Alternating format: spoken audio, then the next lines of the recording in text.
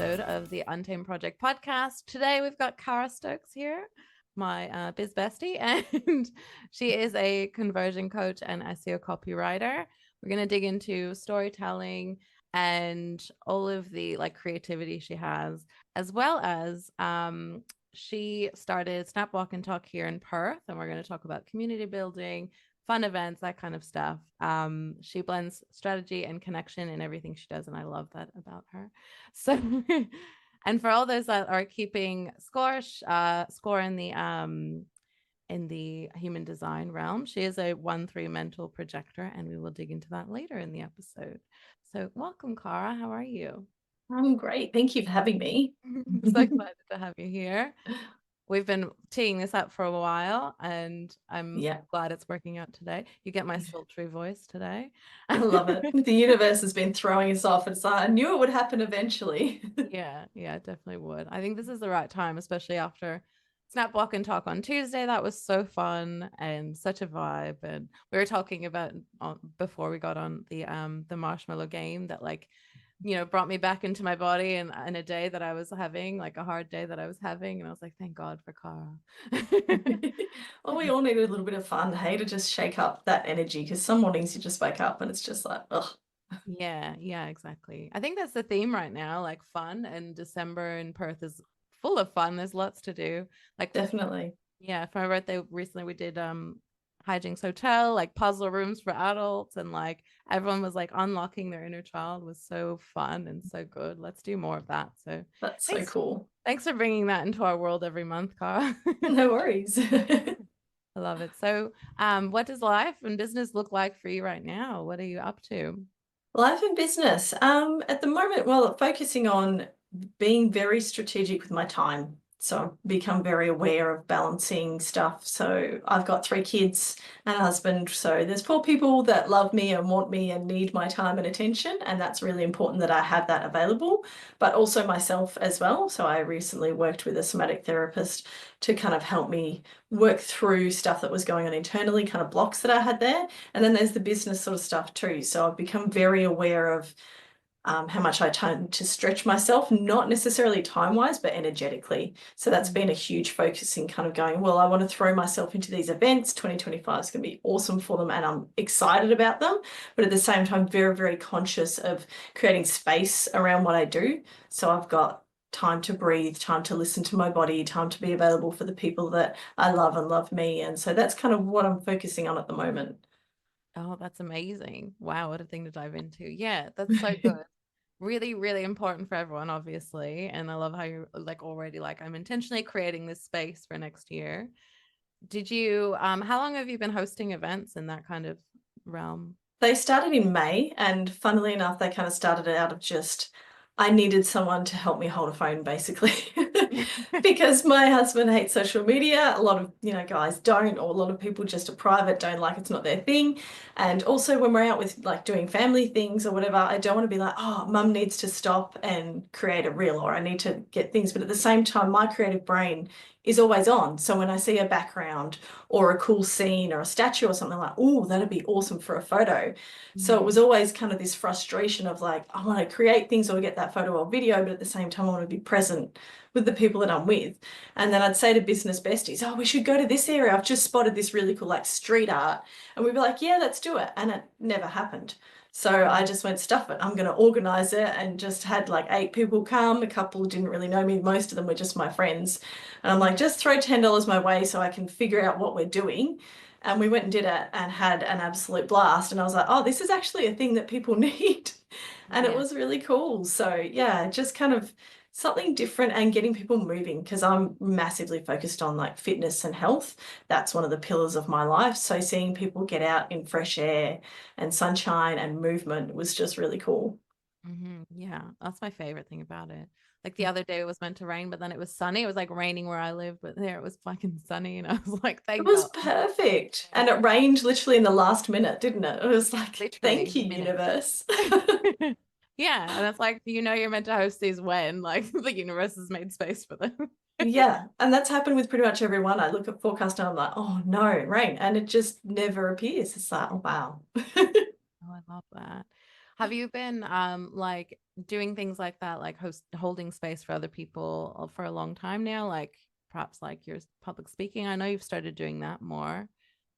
I've just sort of started it with clients, so because I'm a copywriter, so I started writing for people and then realized along the way I was like doing more kind of guidance stuff and not just the doing for them, but actually advising and things. So then I kind of lent into coaching, which I still do a bit of.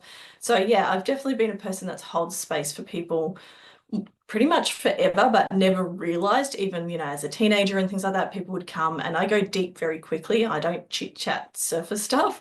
So when they know they've got something, they would come to me, and that's kind of been a natural tendency. So yeah, I've just been sort of leaning into more of that, and also realizing when I found out my, human design, being the projector and what it was, that I'm kind of like a connector as well. That's where I thrive. I've always been pretty organized. I would get, my husband's mates together for things because they wouldn't organize themselves, and I'd be the organizer and all my friends. So it's just kind of been a natural thing that I've lent into. Yeah, yeah, I love that. I was like, oh, do I say it? But yeah, you're clearly leaning into your projectionist, or you were, and then it just like when you found it out, it was like, oh, I'm doing it. Yeah. And feels really good. That's why it feels really good, kind of. It's like a validation of that. It makes sense. Yeah. It's cool when you see it like life starts flowing or business starts flowing better when you're leaning into that. You're like, how the fuck did that happen? But yeah. Yeah, definitely. Yeah. And yeah, it makes sense too that you love talking stuff out because you're a mental projector, and just like the fact that people can come to you and talk stuff out, and also how you can translate their ideas and thoughts or like who they are into your words, into your storytelling, into your writing, your copywriting for them. Really cool. Yeah, I've found too, I saw something the other day because I'm pretty sure I'm undiagnosed ADHD, and there's an impatience there with people finishing sentences or talking too slowly. And I Mhm. realized that I definitely used to do that when I was younger. I've learned a bit more patience now, but it's also twofold in that I see what they're trying to say. And because language is kind of my thing, I'm like, I can spit it out simpler and faster for you at the same time. Oh, that's a really cool skill. Yeah, that's Yeah. awesome. Yeah, because like we were talking before too. Like I'm like a knower. I feel it all, and I've realized why I can't sometimes spit it out. I'm like, wait, there's just too much here. It's like translating. I was saying before, like translating this big unicorn into something when like no one's ever seen a unicorn. And you're like trying to hand them a baby unicorn, explaining it. What is this thing? Yeah, like what is this? And like I'm like I know what it is because I feel what it is. Unexplainable. So yeah, we need people like you in our lives for sure. I love it. So, what are you up to where you're like pushing your comfort zones for your personal self or in your business as well? Pushing comfort zones. I've been trying to get into cold therapy a bit. My husband has started doing it and it's like, you really need to do it. So doing like cold showers and stuff, I Yeah. can get like most of myself in, and then I kind of go, oh, and then I have the excuse that, you got to wash your hair. So I need hot water to get the hair clean. So, I mean, but I am trying to do that and breath work a lot more because I've seen just how crazy powerful that is. And I know that I've had like a lot of mindset stuff, a lot of trapped emotions and all those sorts of things. And I'm like, I just need to get things flowing and moving. So that's something I've been very heavily leaning into in terms of stretching the comfort zone. Yeah. That's really cool. What have you, are you working with a somatic therapist in that kind of sense? Is I there, did for a month, and now she's doing a little bit with my daughter to help her out too. Because yeah. for me, I get overwhelmed really quickly as well. So in that month, we made massive progress. Like I'm a doer, an action taker. I'm like, give me all the stuff. And I got in and made like huge progress. And I was like, okay, now I need to just pause and actually integrate and really keep practicing it, because I'll do all the things, tick all the boxes, and then I'll forget it all. So I was Mhm. like, I need to actually make this a daily habit that I'm continually doing these things. For example, she was like, you need to dance. Because I danced as a kid and I just love dancing as like my thing. And I realized I hadn't been doing it. And now I catch myself, there's music on and I'm like taking the washing out and I'm like dancing as I carry the washing out, or at my desk, when I'm waiting for something to load, I'll be dancing in my chair. And it's pretty incredible when you see those things like come back into your life. You're like, I forgot how much I liked doing that. Yeah, it's awesome. And it just brings you back into your body, which like grounds you and like can reduce that overwhelm so fast and so easily. Yeah, that's it. That's beautiful. Can you tell me a bit about like what you love about storytelling and like how you use that with your clients? Yeah, definitely. I've always told stories. As my parents will attest, when I was a little kid, they would probably drove them nuts. And karma has come back and brought my son as a storyteller. So he's consistently telling us all sorts of things. So it's clearly genetic, which is, but I know it will be his superpower when he's older, which is pretty awesome. So I kind of look at stories as telling as like a twofold thing. Obviously, you tell stories in marketing to get people to picture what their life is going to be like with your, product or service in it. But then the other side of it is the stories that we tell ourselves that are getting in the way of us actually making progress.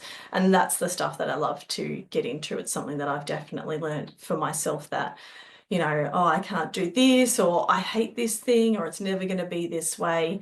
So kind of cracking those doors open and being like, well, is that true? Do you want to continue it to be true? For example, a lot of people hate creating content, and I get that. And I used to be that person. But at the same time, it's like, well, you can either kind of learn to embrace it or open up to it and see it maybe a little bit differently, or decide you just get someone else to do it. Like you kind of got to figure out what story you want to play, like where you want to go with that. So yeah, I think it's kind of that two-pronged approach with storytelling, and that getting people to see their own stories, and then that helps them see how their audience is looking for stories that they relate to. Oh, interesting. Yeah. So when they're sharing like their negative stories, do you think that's a way to connect as well? Or it's just like finding the positive stories and then coming from that perspective? I think it's a bit of both, Mm. because we want to know that the person that we're going to be working with or buying from is human. So we want to see that vulnerability. We want to see that you messed up. We want to see a little bit of the shadow stuff. I think that's really important that we address that. It doesn't need to be all the time and full negative, because obviously that gets pretty heavy. But I think it's nice to have a bit of a mix, maybe sort of the 80-20 kind of rule, 80% positive with a bit of the negativity kind of thrown in there. So there's that realistic aspect to it. That's beautiful. Yeah, that makes sense. Like you definitely want to be like, I guess that's a way to like uncover that authenticity that people are chasing and like to connect with their audience. Yeah. Yeah, that's it. It's easy to get too polished sometimes, I think. Yeah, yeah. So how do you help people do that like for themselves, or can they do it for themselves? It's definitely something you can do for yourself. It's something when I got introduced to it years ago, is just actually knowing that the thoughts that you're having are stories, basically. So when, you're walking and you're going to the shops and you're like, oh, I hate the shops, it's Christmas, it's going to be busy, everyone's going to be an asshole and all this sort of stuff. It's like, well, that's a story that you've created. You could change it. You could actually go into the shops and be like, hey, it's super busy. That's abundance. This is really Mhm. cool. Look at all these cars. Look at all these people. And oh, look at the sparkly objects. I like sparkly things. That's pretty. Like, so it's just rewiring kind of your thought pattern to create a different story. And that can be the same in your business as well, because we can always get very, like, we're aware of, hyper aware, I think, as business owners, of our strengths and weaknesses. So it can be good to explore that and be like, well, lean into that strength, tell that story more. And with that weakness, how can I kind of actually change that and be like, well, that actually makes me really awesome, because it makes me more relatable to, say, the people because that I'm, want to talk to, because they understand what I'm going through and I understand what they're going through and that sort of stuff. Yeah, that's huge.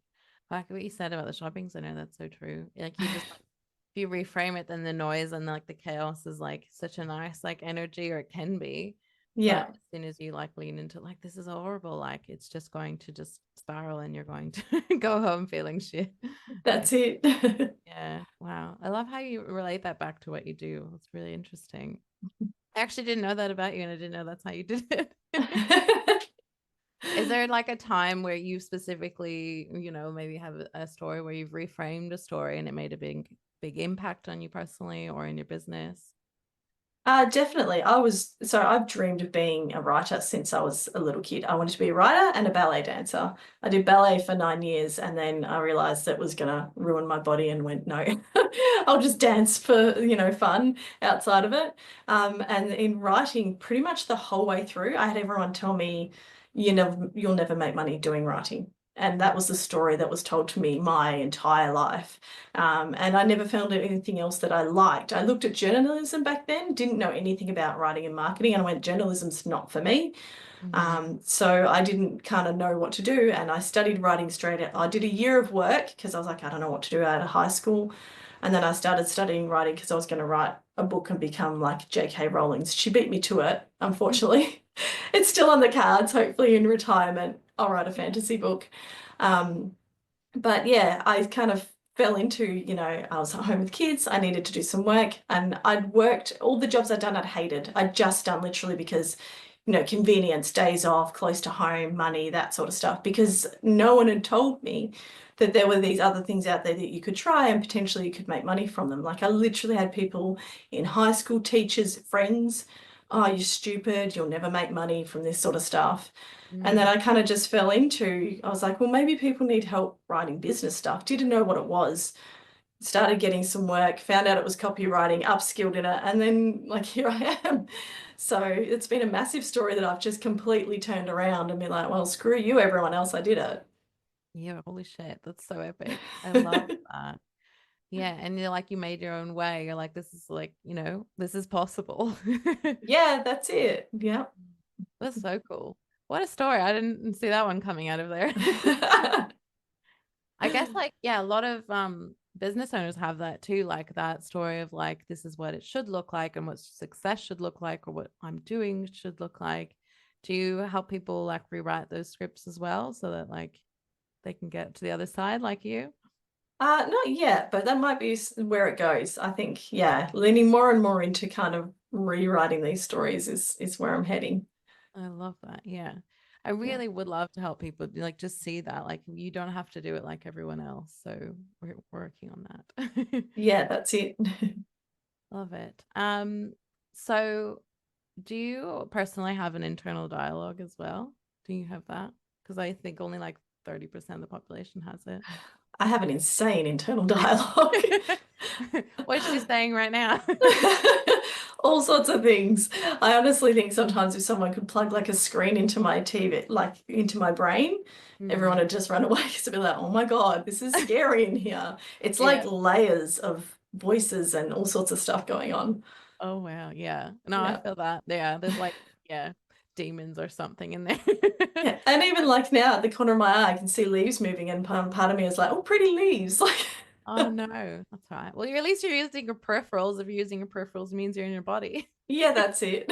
Yeah. Holy shit. I envy those people that don't have an internal dialogue, but also Must be that would so be peaceful. yeah, it would be peaceful. It would be weird. Mm.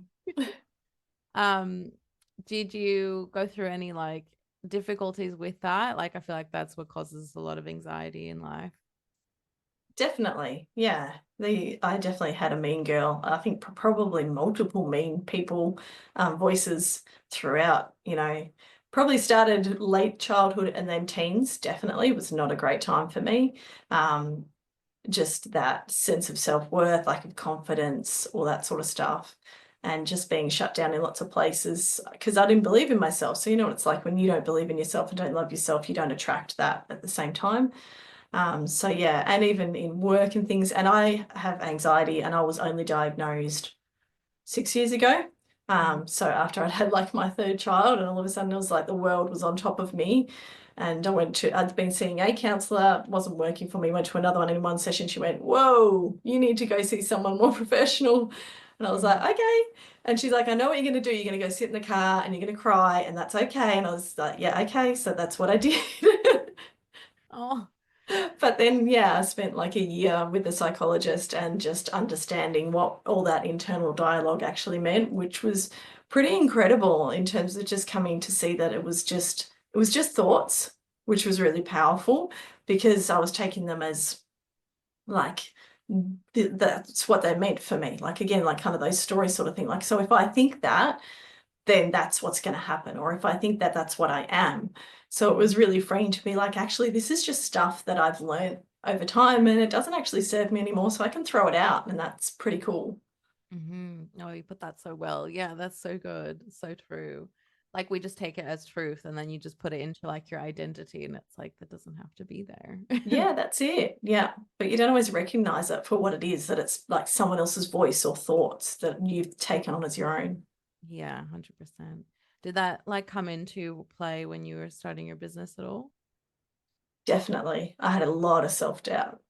But somehow, I don't know, I've obviously got a bit of grit because I had self-doubt and I even had the psychologist say to me, why are you doing this? You don't have to write to get paid. There's so many other jobs you could do. You don't have to do this. And it's putting you in this vulnerable space, because writing is like, it's your baby. And you have to learn, like I've learned now through the years, to detach from it, because it's very personal. Like most writers get very upset at the start, particularly when you're writing for other people. As soon as someone changes something, or they're like, I don't like it, you're like, but I poured my soul into that. So it can be really, really vulnerable.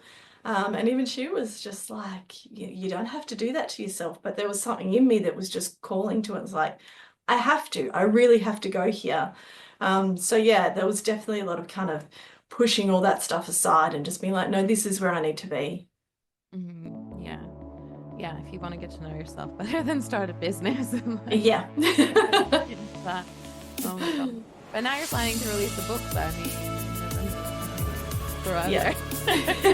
That's it. I've been dedicated to writing. It's the first time I've started so many books, and it's the first time one idea dropped into my lap. The complete end to end, this is what it will look like.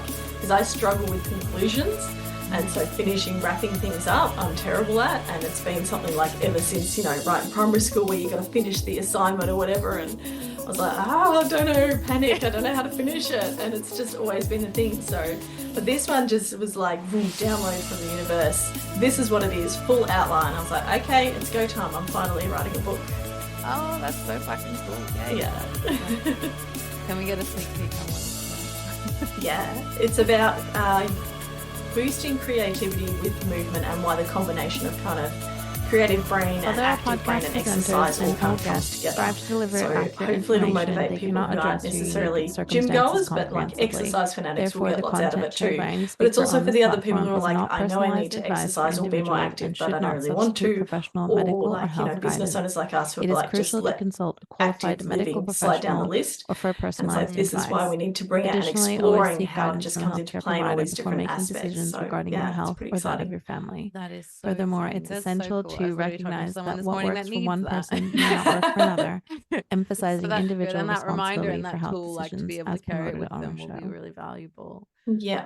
Absolutely. Thank you so much and for listening to the episode, and we will see you on the next movement one. you bring into your business, the creativity flows, and like, why wouldn't that be a good thing? And having that reminder is so powerful. Yeah, that's it. We often think that just sitting down and forcing ourselves to be at a desk, that all the ideas and stuff will come, and that's pretty much the worst way to do it. Literally the worst way to do it. Like standing desks, I feel like are helping. Yeah, definitely. But like, it's still not enough at the same time. No. Yeah. Because like, if you're not, I don't know, if you're not taking breaks and moving, like the creativity just goes so stagnant. That's it. Yeah. The most frustrating place you can be, really. Yeah. Yeah, I remember at like one of the Snap Walk and Talk events, we were all joking that like, oh, now we're gonna go back to our little like, just like typing motion, like you're in like this little cubicle, like, like where creativity goes to die. Yeah, it's so funny, isn't it? Because even those business owners, it's like you're starting this to get away from that 9 to 5 boxed in, stuck at your desk, but then you fall into that habit again. So it's consciously like being aware of it. So like I bought a wind up stand-up desk instead of an electric one, because I'm like, I actually want to do the movement of winding it up, and I invented like a little dance. So when I wind up my desk, I do like a little dance so that I'm getting some movement in my day. Oh, I love that too. Yeah, and you have a little treadmill now, don't you? No, I need to get one. That's definitely something I need to do. It's the trend. It is the trend, but I do walk every morning, so that's so great. Yeah. But yeah, sometimes I'm like, I just, you just like, I'm focused, but I need movement. And you're like, I'm like, this is a genius millennial hack, I think. Yeah, definitely. Especially when you're getting antsy, you're having those tech days and everything's breaking, and it's like, I'm getting so annoyed right now. Yeah, and then but you still have to like do the thing and get it done in the time frame that you're like, it needs to happen now. Exactly. So you can just stomp it out on the treadmill. Yeah. That's why you end up at your desk in your little cubicle, because it always feels like, oh, I need to get this thing done now. Oh, I need to do this thing now. And then you get sidetracked by emails, because you shouldn't do that though. Like, don't open your emails and consciously and intentionally. Or socials, yeah. Or socials, only intentionally open those. Yeah, that's so funny. And I remember you were talking about like not wanting to be the best copywriter in the world, but it like when you said that, I was like, that feels so relatable. And I just feel like, what was like that? What did that realization teach you? I feel like there was a lot there. it took the pressure off massively when I realized that. And also just give me permission to not have to be that, because I feel like, particularly in Western society, we're always driven to and fed this message, and marketing, which I'm in, kind of drives that, is that it's always being the best or the ultimate or the top or whatever. And it's like there's actually loads of room in the middle, and being there isn't a step down. Like, it's kind of like, you know, oh, if you haven't succeeded in life, if you haven't become the best in your field, and it's like, that's bullshit. You know, you can succeed if you're doing it in whatever way you want to do it, whether that's making loads of money or whether that's just fitting it around your lifestyle or whatever that looks for you. Like, success is not just this particular box that only certain people tick. So yeah, that was really awesome when I realized that, because I'd been putting so much pressure on myself and getting heaps of imposter syndrome, beating myself up because I'd see all these amazing writers and like, oh, I'm not at that standard. And then it was like, actually, I don't want to be. That's not what I want to be known for. I love writing, I love what I'm doing, but I don't need to be up there with that kind of pressure, with that kind of eyes on me for that particular thing. That's just not where I'm meant to shine. Yeah. It just made me picture, like, you know, the really good writers are like the alcoholics because of all the pressure and yeah. But at the same time, like, you can be the best in, like, you know, you can be what you want to be, and you are the best for so many people, like what they need, not like. And then if everyone was this one tier of the best as well, it's like, well, that's so unreachable for everyone else as well. So Yeah. it's like, well, you might as well be your best and be your best for those people. So I love that. That's so good. Yeah. Yeah, releasing the pressure, I think, is really important, and I think that just ended up making you better and more and enjoying your business more, wasn't it? Yeah, definitely. It just made everything so much easier and flow better, because instead of sitting there stressing over all the time, I was just like, this is what I do, and backing myself, making decisions faster, more confidently, because instead of being like, oh, well, is it like what they would do and I have to, you know, hit this kind of point, or always just looking at other people outside. Whereas now it was more that internal kind of trust. What do I need? What do I want? This is what's going to guide me. Mm-hmm.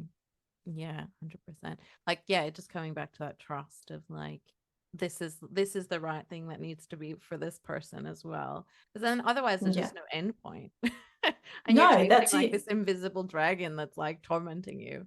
I love that. It's so true. And I think that's why a lot of people get to the end of life and they're like, what did I do all that for? You know, where was the purpose? I spent all this time working or striving and didn't enjoy any of it. And it's like, yeah, we don't want to do that. Yeah, we need more conscious living and conscious creating and conscious business. Yeah. There's a lot to untangle there where, like, yeah, it's all societal conditioning, a little bit of like, well, this is what business needs to look like. It's cubicle and like it needs to be perfect. And yeah, I hope that slowly untangles or quickly untangles even more. It is. And then you get the flip side of it, where you get these ideal lifestyles where they're sitting by the pool with the laptop, and then all of a sudden we're all striving for that. And it's hard, isn't it, to kind of go, well, I just need to go, okay, this is what other people are doing, but does any of that fit for me? Is that how I want my life to look? Yeah, yeah. And it's funny, like, even we have sat by a pool and, like, you know, written on our laptops and stuff, and you just don't even like kind of recognize it in the moment that you're doing that. No. But then you're like in that moment of like, I just strived for this and here we are. And yeah, it's a bit surreal, isn't it? And yeah, there's all this projection from other people of like what it needs to look like, but like, this is what it actually does look like, but it's not like this beautiful fancy way of, I don't know, putting it out there. I don't know. Yeah, and we're not celebrating it, are we? Because we're so busy probably trying to reach the next point. Yeah, we're very distracted, and then you're not like noticing what's happening. Yeah. Love it. So you have some other challenges on your way, on your horizon, don't you? Like, are you still running an obstacle course as well again? I did one just in October, and I'm trying to decide if I do it again next year. Which one are you going to do? It was True Grit in WA. So I ran the first one the previous year and absolutely loved it. This one was a lot more challenging. I didn't get as much time to train, all sorts of life stuff, which was again prioritizing, which I realized at the time, but also my headspace was not as good for it. And that has a massive impact because it took me 3 hours the previous year and we did it in 2 hours and 15 minutes this year. So you would think that I'd be like, wow, but the mental slog, I didn't enjoy it as much this time around. But so I'm kind of tempted to go back again and be like, okay, can I get myself in a better space and really get back to loving it? Because I get bored easily. So obstacle course races are awesome because it's like, oh, what's coming up next? I can't run 10 kilometers. I will just lose my mind. It's not for me. But 10 kilometers of 30 obstacles where I'm slogging it and smashing myself on walls and monkey bars and everything I can do. So yeah, I love that. A little bit ADHD in the middle, and that's all we need. Yeah, that's it. Yeah. Oh, so good. That's so good. I do hope you do it next year. Like, I think it is really good to face it again and just be like, this was a much better place I was in. And you did have like your hand and your foot, wasn't there injuries as well this time? Yeah, well, the hand was afterwards. Yeah, the foot injury I'd had for a little bit before, and I kind of knew something wasn't right, and I kept putting off getting it checked out. It probably wasn't the best idea because I knew it would stop me doing the race, but then afterwards it was like, okay, I need to go get this checked out. Yeah, fair. Oh my gosh. But you just still did it and your body's still okay, I think. Yeah, it's still recovering. The toe is still slowly. It's a long, annoying injury that kind of niggles, but I also don't rest it probably quite as much as I should because I still do karate and other stuff. So oh yeah. Oh my gosh. You just do all the things. I can't sit still. Yeah, that's okay. Is there anything else you wanted to share with the audience at all? I feel like there was a lot you wanted to say. Oh, I can't even remember where we started, really, is the hard part. Tangents. That's another ADHD thing, isn't it? Like you go down a tangent and trying to get back to the point you were trying to make. Yeah, true. That's very lost. Well, I guess like my question would be like, is there like a common story that business owners tell themselves that you feel like you would love to rewrite for them? Yeah, definitely. Gosh, there's so many, but probably the most common one is just I can't do it. There's always that niggling there. And it's almost like that inner, you know, when you look in the mirror and you're getting too close and you're picking on your lines and everything else and you're like, oh, my face. It's like that inner bitch kind of hanging out. And I think that happens in business as well. Very much that whole, who are you to do that? And like they call it imposter syndrome, but it's also sometimes I think it's something more than that. Because I feel like imposter syndrome is when you're just seeing other people and you're comparing themselves to them and feeling like you're not good enough to be in that circle. Whereas this kind of story of voice is very much like you feel it in your chest. It's like a knife. It's that kind of like, who are you to dare even try that? Who do you think you are? How could you even try it? You know, I can't do this. I couldn't show up to this event, or I couldn't get on stage, or whatever it is. So I think that is a very prevalent kind of story that holds a lot of us back. And it's very hard to face. It hurts. It's like to open up to it and actually say, I see you, I hear you, you're wrong, and I'm going to do it anyway, can bring, like even just talking about it brings a lot of emotion to the surface. So I'd love to see people kind of rewriting that one and just being like, actually, I can. Yeah, I love that. It is a vulnerable place to like be and then cross through that threshold. And it's interesting. I like it. You get to a place of like you just need to hold more, do more. I don't know. It's asking so much from you that it just feels so much. And it's like that's where the I can't comes in. But as soon as you cross it, then you're like, wow, I can hold like this again, this capacity that's was waiting for me on the other side. Yeah, that's very spot on. It's kind of like this whole new world opens up. Yeah, I love watching people do that too. I'm glad that's part of your mission as well. I love it. So what are the exciting new steps happening for you in your business? Exciting new things is bringing the events to a whole kind of new level. So as you saw on Tuesday, I created kind of a signature method during them to get people doing different movements and things like that. So I'm really refining that, and that will lead into the book that I'm writing as well, because I want it to be not just a book that you consume, but a book that you take action on, so that people will actually have things that they're going to walk away with, read and be like, oh, this actually changed what I do on a daily basis. and yeah, really focusing in on that. And then hopefully more speaking, because I just want to get the message out there with creativity and movement and the link between that and how important it is, and fresh air and sunshine, and just reconnecting with the outdoor world and getting ourselves back into kind of living the life that our bodies were designed for, and how that actually makes us perform better in work, but also more rounded human beings, and helps with relationship stuff. Just everything flows better when you're looking after yourself, when you're moving your body and you're getting outside. Oh, love the passion behind it. Amazing. So good. So where can people find you online, Kara? They can find me on Instagram at Kara Stokes Copy Coach, and on my website, karastokescopywriter.com, and under there is the Snap Talk and Walk events as well. Yeah, awesome. Everyone needs to come, please. And we're in the Perth area. That's Everyone, join us. Yeah, it's awesome. Don't miss it. Yeah, love it. Thank you so much for joining me today. Thank you for having me. It's been so nice to just chat. I love what you dig into and how it helps people just explore different areas. Thank you. Thank you. Yeah, we need more vulnerability and more like speak. That's it. Thank you so much for listening. I do hope you enjoyed that. We are exploring our comfort zones and our edges with every episode, every guest, and every episode I do by myself. If you have enjoyed this, please follow us on Spotify, leave a 5-star review or a review on Apple Podcasts. It would mean the world to us. We get to grow and have more informative guests on, more provocative guests if that's what you want. I am so down to see where this grows.